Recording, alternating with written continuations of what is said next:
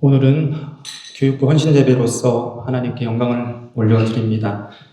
어린이부, 청년부, 그리고 청소년부 각 부서마다 다양한 모습으로 하나님을 찬양하며 또 기도 올려드릴 때에 성도님들께서도 한 마음으로 또 기뻐해 주시고 한 마음으로 감사의 기도를 올려드릴 수 있는 시간 될 수 있기를 소망합니다. 말씀 선포 이후에는 우리 어린이부 친구들의 모션 발표와 율동 찬양이 있습니다. 준비하는 기간 가운데 쉽지 않았지만 모든 것 하나님께서 이끌어 가실 줄 믿음을 가지고 올라왔습니다. 그런데 아이들이 무엇을 가지고 모션 발표를 하는지를 모르시면 마치 암호를 해독해야 하는 여러분들에게 책임이 커질 수 있기 때문에 성도님들이 좀 이해할 수 있도록 말씀 가운데에 오늘 그 내용을 중심으로 좀 설명을 드리고 또 중간중간에 우리 공동체와 함께 나눌 말씀들을 준비해서 전할 수 있도록 하겠습니다. 우리 올해 여름 성경학교에서는요, 어린이 친구들과 함께 구약 전체 말씀을 살펴봤습니다. 구약 전체 말씀을 50개의 모션으로 기억하면서 하나님께서 일하신 그 역사에 대해서 찾아보고 또 기억하는 시간들을 가졌습니다. 물론 내용들이 쉽지 않기 때문에 아이들이 뒷부분은 굉장히 어려워했지만 그래도 이렇게 반복적으로 우리가 연습하고 또 앞에 쓰는 이 경험들이 그 말씀들이 우리 다음 세대들을 이끌어 갈 거라고 믿습니다. 자, 그래서 오늘 설교의 내용은 구약 성경 전체입니다. 네, 행복하시죠? 그래서 구약성으로 우리 여행을 떠나가 볼 텐데요. 그러면 우리 어린이부 친구들에게 질문을 하면서 말씀으로 들어가 보도록 하겠습니다. 우리 어린이 친구들 성경책을 딱 피면 뭐가 나오나요? 뭐가 나오는 것 같아요?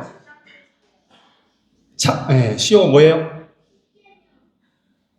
쉽게 맞습니다. 더 정확히는 사실 딱 피면 주기도문이 나오는데요. 근데 우리가 원하는 답은 뭐였죠? 그 다음에가 뭐였죠? 창세기 맞습니다. 창세기. 성경책을 딱 피면 창세기가 나옵니다. 우리는 창세기에서 4가지 중요한 사건과 4명의 중요한 인물에 대해서 배운 것 같습니다. 얼마나 기억하는지는 잘 모르겠지만 저는 믿음을 가지고 한번 가보도록 하겠습니다. 자, 창세기의 첫 번째 우리가 배웠던 모션에서 첫 번째 사건은 무엇인가요? 네, 창조 맞습니다. 그렇죠? 창조 다음에 그 다음 사건은 뭐였죠? 네, 타락입니다. 타락 다음에는 또 뭐가 있었죠? 맞습니다. 홍수가 있었죠. 홍수 다음에는 어떤 사건이 있었습니까? 네, 민족들, 즉 바벨탑으로 사건으로 인해서 민족들이 나눠지고 언어가 나눠지는 사건을 겪었습니다. 자, 이렇게 망해버린 인류를 구원하시기 위해서 하나님께서는 한 사람을 선택하셔서 구원의 길을 열어가셨어요. 그렇죠? 자, 첫 번째 택한 우리 믿음의 조상이라고 불리는 분의 이름은 무엇인가요? 아브라함 맞습니다. 아브라함입니다. 네, 선생님들도 지금 헷갈리기 시작했습니다. 긴장을 하셔서. 네, 아브라함 그 다음에는 누군가요? 이삭 맞습니다. 그리고 이삭 다음에는 야곱 다음에는 누가 있었죠? 맞습니다. 자, 이로써 우리는 창세기 50장을 다 봤습니다. 네. 자, 이제는 PPT를 넘기지 않고요. 주요 사건들을 살펴보면서 특별히 오늘은 사사기와 열왕기 하를 통해서 우리 교육이 왜 중요한지 또 교육에 실패했을 때에 어떤 사건들을 만날 수 있는지에 대해서 같이 두려운 마음으로 좀 말씀을 읽길 원합니다. 야곱의 자녀들은 애굽으로 이주하게 됩니다. 처음에는 평안했습니다. 먹을 것도 많고. 그러나 애굽에서 이스라엘 백성들이 점점 많아지자 이들이 반란을 일으킬까 봐 두려워서 억압하고 구속하고 노예로 살게끔 만들었습니다. 그때 이스라엘 백성들이 하나님께 부르짖자 하나님께서 한 사람을 택합니다. 자, 갑자기 물어볼게요. 누굽니까? 누굴 택하셨어요? 모세. 맞습니다. 모세를 택했습니다. 자, 모세를 택해서 이스라엘 백성을 구원해내셨죠. 자, 그 과정 중에 우리가 꼭 기억해야 할 사건들이 몇 가지 있는데 첫 번째는 어떤 사건이 있었어요? 10가지 재앙이 있었고 그 중에 가장 우리가 꼭 기억해야 할 이 모션은 어떤 모션인가요? 맞습니다. 6월절 어린 양의 피를 발라서 구원받아 나왔습니다. 나오면 이제 다 해결될 줄 알았는데 앞에 어떤 바다가 가로막고 있었습니다. 그 바다의 이름은 네, 맞아요. 호대홍해가 가로막고 있었습니다. 그 다음에 불기둥, 구름기둥으로 인도를 받아서 어떤 산에 도착하게 됩니다. 그 산의 이름은 시내산. 이제 뭐 거의 바로바로 나오죠. 시내산에서 하나님께서 주신 법이 있습니다. 그 법은 무엇입니까? 율법. 그 다음에 미리 벌써 가시네요. 그렇죠? 네, 그 다음에 뭐를 지었어요. 왜냐하면 거기서 하나님께서 급하게 가고 있습니다. 성막. 그 다음에 성막에서 하나님을 어떻게 섬기며 어떻게 제사해야 될 걸 배웠어요. 그게 어떤 거였죠? 오제사 7절기. 설교하기가 아주 쉽습니다. 여기까지가 출애굽기와 레위기입니다. 그 다음에 하나님께서 이렇게 은혜를 맛보았던 이스라엘 백성들에게 한 가지 명령을 하십니다. 그 명령은 바로 가나안 땅으로 나아가라. 그 땅을 너희에게 주겠다 약속하셨습니다. 그러나 이스라엘 백성들은 그 하나님의 명령, 하나님께서 말씀하신 것을 신뢰하지 못했습니다. 그래서 대표를 뽑아서 가나안 땅을 살펴보라고 보낸 몇 명을 보냈죠? 12 정탐꾼을 보냈습니다. 12 정탐꾼이 다녀온 후에 2명을 제한 10명이 원망불평을 하기 시작합니다. 그리고 그 원망불평이 온 공동체에 다 퍼져서 못 간다. 우리 도저히 저 강한 민족들을 이길 수 없다. 라고 하면서 주저앉게 됩니다. 그래서 출애굽했던 1세대는 대부분 광야에서 방황하다가 죽음을 맞이하게 됩니다. 하나님께서는 모세에 이어서 누굴 택하시죠? 모세 다음에 이스라엘 지도자가 누군가요? 여호수아를 택하시고 약속의 땅으로 정복 전쟁을 이어나가라고 말씀하셨습니다. 그렇게 요단강을 건너고 여리고성을 지나고 아이성을 지나서 가나안 땅에 정착하게 되고 하나님 말씀대로 또 땅을 분배받아서 살게 됩니다. 여기까지가 이제 여호수아고요. 우리가 같이 좀 깊게 살펴볼 말씀 사사기로 들어가도록 하겠습니다. 사사기 2장 7절 말씀을 한번 같이 읽어보겠습니다. 사사기 2장 7절 말씀입니다. 온 백성은 여호수아가 살아있는 동안 주님을 잘 섬겼다. 그들은 여호수아가 죽은 뒤에도 주님께서 이스라엘에게 베푸신 큰 일을 모두 눈으로 직접 본 장로들이 살아있는 동안에는 주님을 잘 섬겼다. 지금까지는 아무 문제가 없어 보입니다. 그런데 너무 안타깝게도 이어지는 10절에서는 우리에게 긴장하게 하는 말씀이 등장합니다. 사사기 2장 10절 말씀 읽어보겠습니다. 함께 읽겠습니다. 그리고 그 세대 사람들도 모두 죽어 조상들에게로 돌아갔다.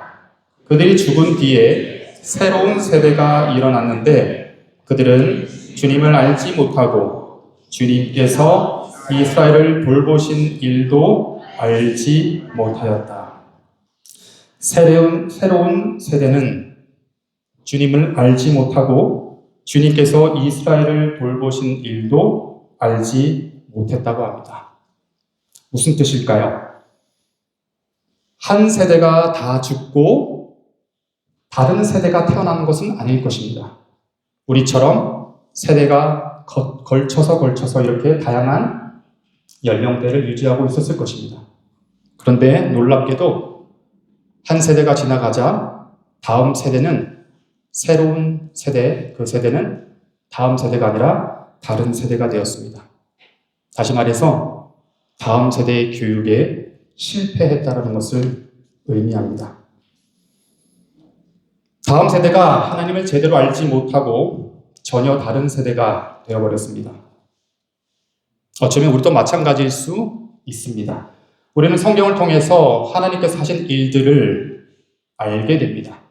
내가 태어나기 전에, 내가 부모님 뱃속에 있기 전부터 나를 향한 계획이 있으셨고 인류를 구원하기 위한 계획과 어떤 일을 하셨는지 성경에 기록되어 있습니다.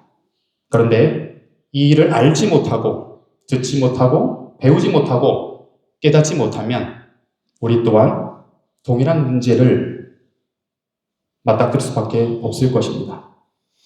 우리는 사사기를 통해서 이러한 영적인 흐름이 어떠한 문제를 만들어낼 수 있는지 살펴보고자 합니다. 어떤 문제일까요? 다시 우리 어린이 분들에게 질문해 보도록 하겠습니다. 하나님의 형상대로 지음받은 인간이 하나님을 떠나면 반드시 하는 게 있다라고 말씀을 드렸습니다.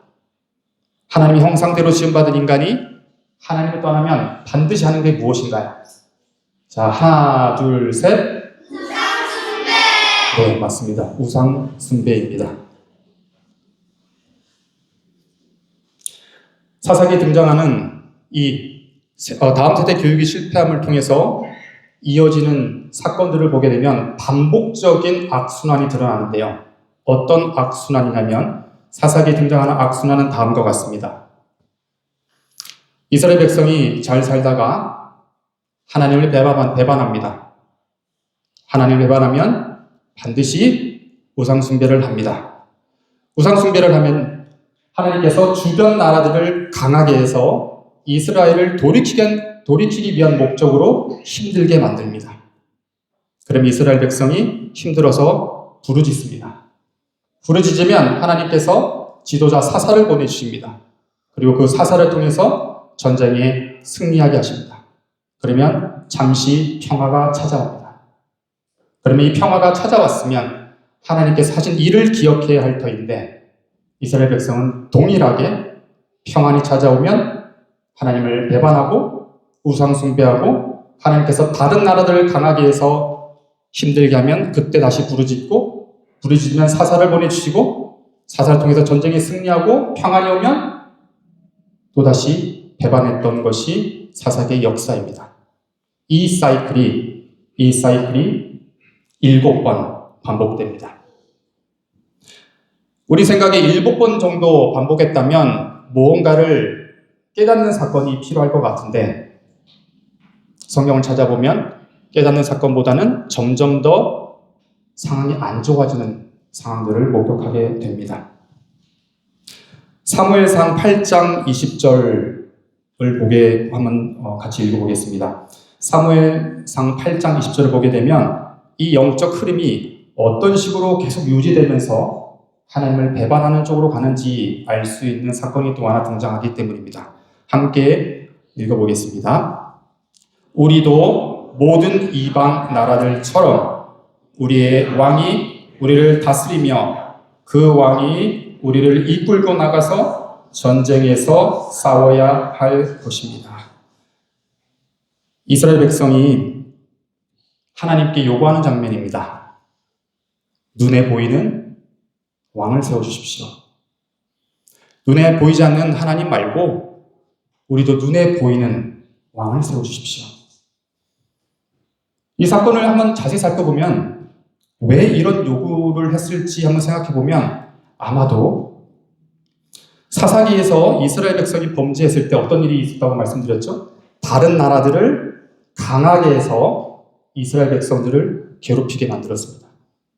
그런데 이게 괴롭힌 목적이 이스라엘을 돌이키기 위한 하나님의 방법 중에 하나셨습니다. 그런데 이스라엘은 이 사건을 어떻게 해석하냐면 본인들이 불순종하고 우상숭배해서 하나님께서 다른 나라를 강하게 해서 힘들게 만들었던 그 사건을 우리에게 왕이 없어서 그런 사건이 있었다라고 생각하는 것입니다. 다시 말해서 하나님께서 하신 일을 전혀 깨닫지 못하고 어떤 목적으로 하셨는지 7번을 반복했음에도 깨닫지 못하고 자신들의 죄보다 우리에게 왕이 없어서 다른 나라들의 왕은 강한데 우리는 강한 왕이 없어서 이런 일이 생겼다라고 해석했다고 볼 수 있는 장면입니다. 다시 말해서 실패를 하고서도 실패를 통해서 아무것도 배우지 못한 것입니다. 그럼에도 불구하고 하나님께서는 이 백성들의 요구를 수용하시면서 그래도 구원의 역사, 그 구원의 계획들을 이어나가십니다. 그렇게 이스라엘에게도 왕이 생기고 120년 동안 통일 왕국 시대를 살게 됩니다. 좀 이따가 우리 친구들이 그 왕, 3명의 왕의 이름은 누군지 알려드릴 것입니다. 자, 그렇게 시작된 통일 왕국 시대는 사실 오래가지 못했습니다. 결국 분열하고 맙니다. 남유다와 북이스라엘. 성경 읽을 때에 유다야, 그때 당시에 성경을 읽을 때는 유다야 그러면 남유다를 얘기하는 것입니다. 북이스라엘, 이스라엘아, 북이스라엘을 지칭하는 것입니다.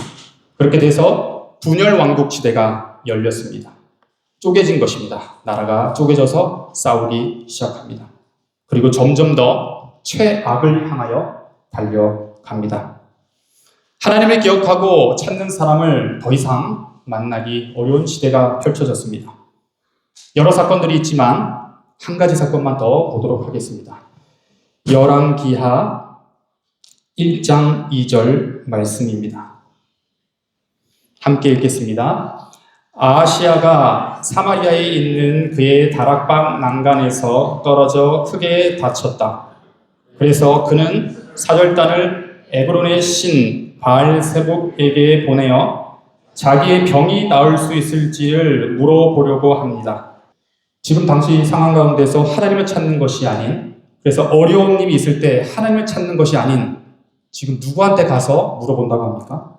이제는 아예 우상 신에게 가서 물어보겠다고 합니다.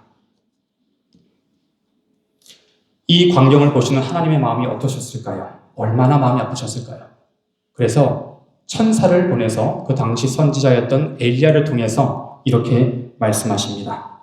열왕기하 1장 3절 말씀입니다. 같이 읽겠습니다. 그때에 주님의 천사가 나타나서 디셋 사람 엘리야를 보고 사마리아 왕의 사절단을 만나서 이렇게 전하라고 명령하였다. 너희가 에브론의 신 바알세복에게 물으러 가다니 이스라엘에 하나님이 계시지 않느냐. 이스라엘에 하나님이 계시지 않느냐. 너무 가슴 아픈 이야기입니다. 이스라엘에 하나님이 계시지 않느냐. 그럼 이 말을 전해 들은 아하시야 왕은 어떻게 했을까요? 그때라도 하나님 앞에 엎드렸을까요? 아닙니다. 이제 그런 단계는 이미 넘어섰습니다. 하나님 앞에 엎드리는 교육을 받아본 적이 없습니다. 하나님 앞에 엎드리는 부모가 없었습니다. 하나님 앞에 엎드리는 사람을 본 적이 없습니다. 그래서 그는 오히려 엘리야를 잡아오라고 합니다. 50부장 1명과 군사 50명을 보내서 엘리야를 잡아오라고 합니다. 어떤 일이 벌어졌을까요? 하늘에서 불이 내려서 50부장과 군사 50명이 다 죽었습니다. 이 정도 일이 터졌으면 한 번쯤은 생각해 봐야 할 텐데 아하시야 왕은 그럴 마음이 전혀 없습니다. 또다시 50부장 1명과 50명의 군사를 엘리야에게 보냅니다. 그리고 또 불에 타 죽습니다. 그리고 3번째 보냈을 때는 이미 이들이 알았기 때문에 가서 엎드려서 빌어서 살아서 나옵니다. 그러나 하나님의 이 메시지, 마지막 메시지는 엘리야에게 제대로 전달되지 않았습니다. 말씀대로 아하시야 왕은 병상에서 내려오지도 못하고 죽게 됩니다. 너무나 안타깝지만 이것은 다른 민족 이야기가 아니라 북이스라엘, 이스라엘 8번째 왕의 모습입니다. 우리는 성경 속 여러 사건을 통해서 배우고 교훈을 얻어야 합니다. 이 이야기들이 단순히 이스라엘 백성의 문제가 아니라 우리의 현재 모습과도 깊이 연결되어 있기 때문입니다. 우리는 자녀들에게 귀한 것을 주고자 합니다. 자녀가 안정되고 평안한 삶을 살아갈 수 있도록 모든 것을 다하는 것이 바로 부모일 겁니다. 그러나 반드시 기억해야 할 것은 우리 자녀를 우리보다 더 옳은 길로 인도하시길 원하시는 분은 하나님이라는 사실입니다. 우리는 언젠가 이 세상을 떠날 것입니다. 그리고 흔적도 없이 사라질 것입니다. 그리고 우리의 다음 세대들은 끊임없이 태어날 것입니다. 우리가 사라지고 나면 이 공동체 가운데서도 이 다음 세대들이 홀로 모든 책임을 감당하며 이 공동체와 그 가정과 또 직장에서의 역할을 감당하며 책임지고 결정해야 될 시기들이 올 것입니다. 만약 우리의 다음 세대가 해결할 수 없는 여러 가지 어려움 속에서 어떻게 할지 알지 못할 때, 사방이 가로막혀 있다는 느낌이 들 때, 그 고통과 어려움 속에서 우상을 쫓지 않고 하나님 앞에 엎드릴 수 있다면, 또는 실패하더라도 그 실패가 실패로 끝나는 것이 아니라 실패를 통해서 하나님의 뜻을 발견하고 하나님 앞에 엎드려야 할 때 엎드릴 수 있는 자녀가 될 수 있다면, 그것만큼 귀한 축복, 그런 은혜가 없을 것입니다. 우리 다음 세대들, 또 우리 자녀들, 다음 세대, 앞으로 태어날 세대들에게 무엇을 가장 큰 가치로 물려주시겠습니까? 각 개인뿐만 아니라 우리 공동체가 깊이 함께 고민하며 만들어야 할 과제일 것입니다. 이를 위해서 우리는 함께 기도해야 합니다. 이어서 사도행전 1장 8절 말씀 한번 살펴보도록 하겠습니다. 사도행전 1장 8절 말씀 함께 읽겠습니다. 그러나 성령이 너희에게 내리시면 너희는 능력을 받고 예루살렘과 온 유대와 사마리아에서 그리고 마침내 땅 끝에까지 이르러 내 증인이 될 것이다. 아멘. 우리는 복음을 전해야 할 사명을 받았습니다. 그러나 오늘은 이 땅끝이라는 의미를 좀 다르게 해석해 보고자 합니다. 물론 땅끝이 선교지가 될 수도 있습니다. 그러나 조금 다른 관점에서 본다면 하나님께서 나를 보내신 그 자리가 바로 땅끝일 수 있습니다. 선교사님들께서는 선교사님들이 보내신 그 자리, 거기가 땅끝일 수 있지만 하나님께서 우리를 제네바에 모으셨고 이 공동체에 모으셨다면 나의 땅끝은 어쩌면 제네바 한인교회일 수도 있습니다. 내가 서 있는 곳, 내 손길이 가장 잘 닿을 수 있는 곳, 그곳이 나에게 있어서 땅끝일 수도 있다는 사실입니다. 우리에게는 감사하게도 다음 세대를 교육할 수 있는 선생님들을 또 보내주셨고 이 환경을 마련해 주셨습니다. 그리고 많은 아이들이 어린이부, 또 청소년부, 또 청년분들까지 많은 다음 세대들이 자라나고 있습니다. 그리고 그 다음 세대들에게 말씀이 전해지고 있습니다. 그러나 이것은 교육부의 일뿐만 아니라 우리 공동체가 다 함께 공동체에게 맡겨진 사명임을 함께 기도하며 준비할 필요가 있다고 생각합니다. 오랜만에 다시 드려지는 이 교육부 헌신 예배를 통해서 다시 한번 공동체가 하나 되길 원합니다. 함께 섬기고 함께 교육하고 세워지는 공동체가 되길 원합니다. 자, 여기까지가 구약성경 반 정도 했습니다. 자, 그런데 다 하면 어떻게 될까요? 이제 아이들이 다시는 헌신 예배 안 한다고 할 겁니다. 그래서 나중에 모션 발표할 때 또 필요한 말씀들은 제가 조금 중간중간에 알려드리는 것으로 하고요. 우리 아이들이 나와서 준비할 동안에 다 같이 다음 시편 78편 5절에서 8절 말씀을 너무 중요한 말씀인 것 같습니다. 시편 78편 5절에서 8절 말씀을 한 목소리로 같이 읽으면서 또 그 시간에 어린이부는 준비하도록 하겠습니다. 함께 읽겠습니다.